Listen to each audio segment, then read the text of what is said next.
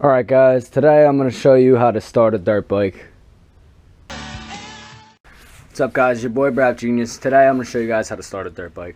Whether you've done it before or not, this will help you either way. If you've never done it, I'm going to show you what you need to do. If you started it before and you're having trouble trying to get it to start now, I'm going to give you some tips on how to get it to start too. So first things first, you're getting into it.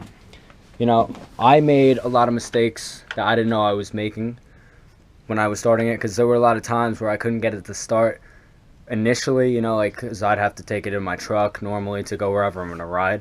So once I was in the woods, it was fine, but like to start it in general, it was hard.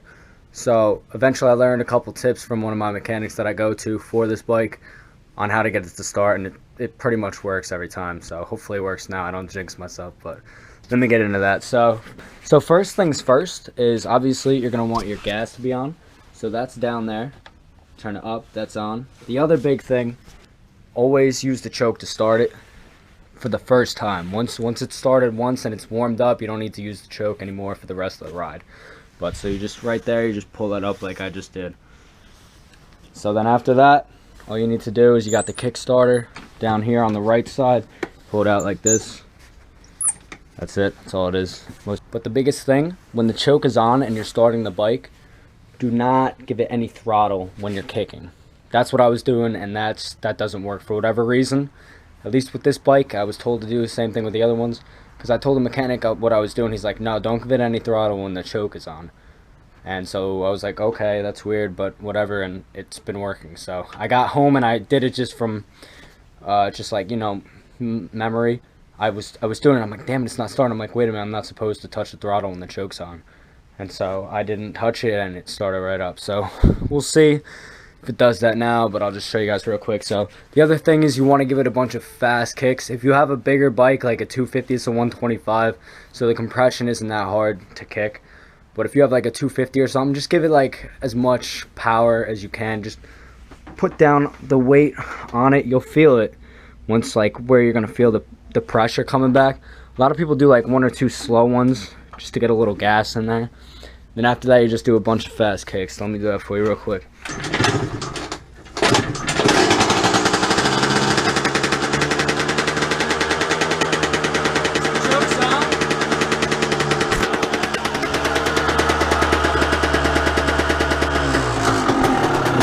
So that's what you're going to want to do. It's winter. This thing has almost no gas. Gotta love that sound, right?